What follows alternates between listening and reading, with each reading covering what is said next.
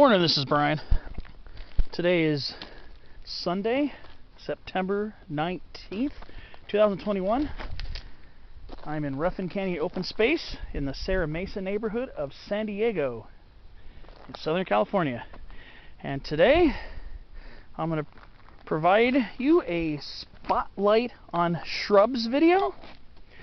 And today's shrub featured is the San Diego Mountain Mahogany, or San Diego Cercocarpus, and this is Cercocarpus minutiflorus. So where I am precisely is I'm right near Taft Middle School. Taft Middle School is right up there on the corner of Ruffin Road, and Gramercy. So that's Taft Middle School, and just a little up this way there's a trail that switchbacks up the hill, follows the school to the parking area on Ruffin Road, which is right next to the middle school. So if you park by the middle school, on the outside of it of course, hike down the trail down to this lower part of the canyon, turn left and head up a short distance, you will find this very specimen, which is a perfect specimen of what I want to show you. So Cercocarpus minutiflorus. This is a large semi-evergreen to evergreen shrub in the rose family, the Rosaceae. And it can become quite a large shrub, sometimes reaching small tree proportions. And like a lot of other Cercocarpus species, the plants are kind of sprawled out, relatively open crown, not extremely dense, and the leaves are quite small, as is typical on most Cercocarpus species, especially ones here in dry Southern California.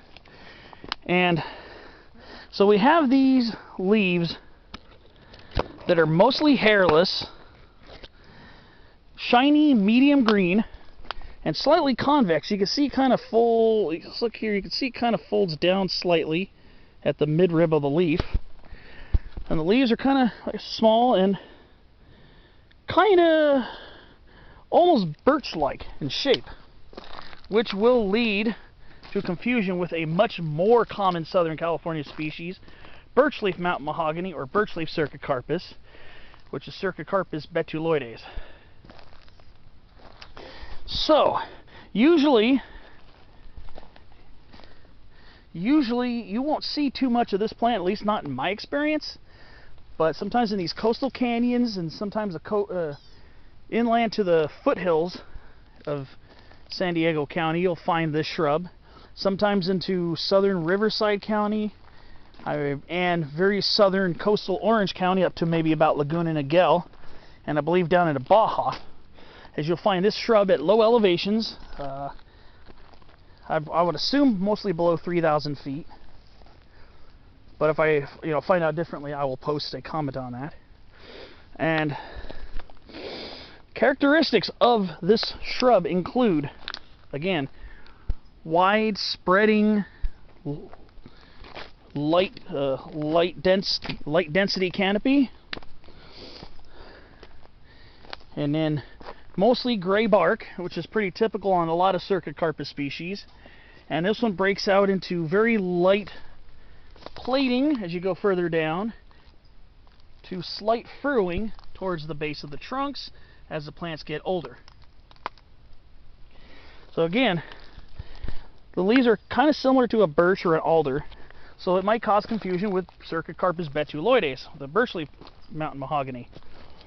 And check in the upper right corner of the screen for a link to my spotlight on Birchleaf Cercocarpus. The leaves are generally a little bit hairier.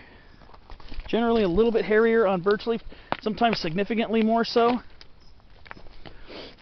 And there are occasions where I do still confuse the two, but I know for a fact that this is definitely minutiflorus. It is it's basically glabrous. I don't see any hairs at all under or above the leaves. So, Cercocarpus versus mountain mahogany. That's a personal preference. Mountain mahogany refers to this plant's wood being extremely hard, heavy, and basically likely to sink in water. The plant's wood is supposed to be extremely hard on plants in the genus Cercocarpus. A lot of Rosaceae plants, this is a rose family plant in the Rosaceae, so a lot of Rosaceae plants tend to have pretty hard wood, I've noticed from what I've read. And Cercocarpus is supposed to be no exception. So with the San Diego Mountain Mahogany, it's definitely more of a low elevation plant and coastal or near coastal. Some of the inland foothills will host this plant. I've seen it as far as at least Escondido, and I've seen it. I think I've seen it over by Hamul as well. I might have seen it as far in as there.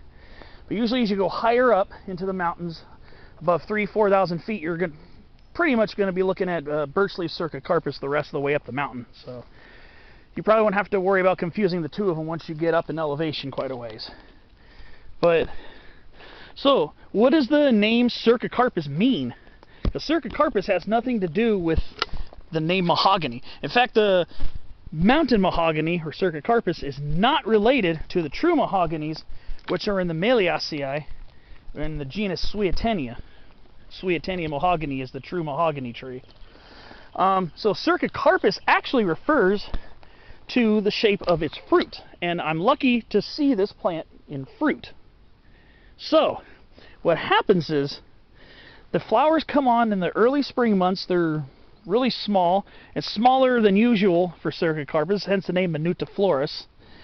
So they're these little tiny greenish whitish flowers, and there are none on the plant right now because we're going into the end of summer, early fall. So Cercocarpus itself means tail fruit in Greek. Karakos, tail, carpus, fruit. So you can see it's kind of a tail-shaped fruit. But the tails kind of have a little bit of a feathery texture to them. It allows the fruits to gently twist their way down and twist their way into the soil to enhance chances of germination possibilities.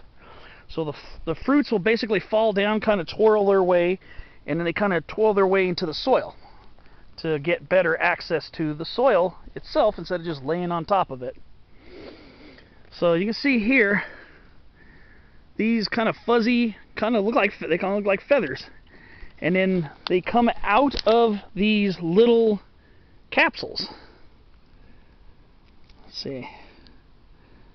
Right here, this little brown thing right here that I'm kind of tapping the bottom of, that's the little fruit receptacle. That's where the seed comes out of. So as you can see here, if I pull it out, the little brown receptacle is what's left, as you can see there in the center of the screen. So, again, these guys can get quite large.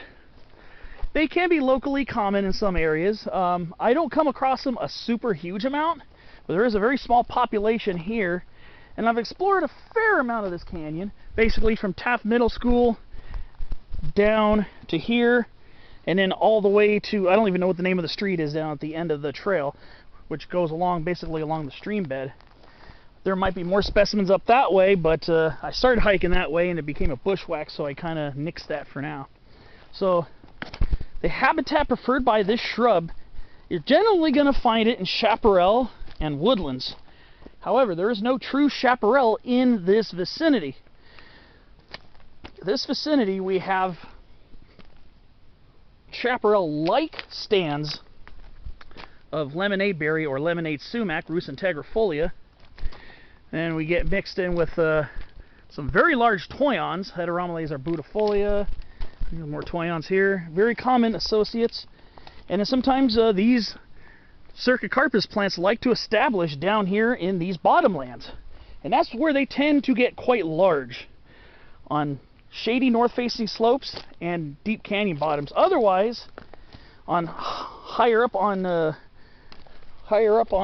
slopes, they tend to be a lot shrubbier and a lot smaller, which is very typical, especially considering this dry climate. So down here, they have a lot longer access to moisture. So that's pretty typical for a lot of these shrubs here. As you can see, there's some, forgive the sun glare and everything, forgive the sun glare, but you can kind of see some whitish colors in the background. Those are the backlightings of this plant in fruit. They can provide quite a kind of a ghostly, kind of attractive kind of quality.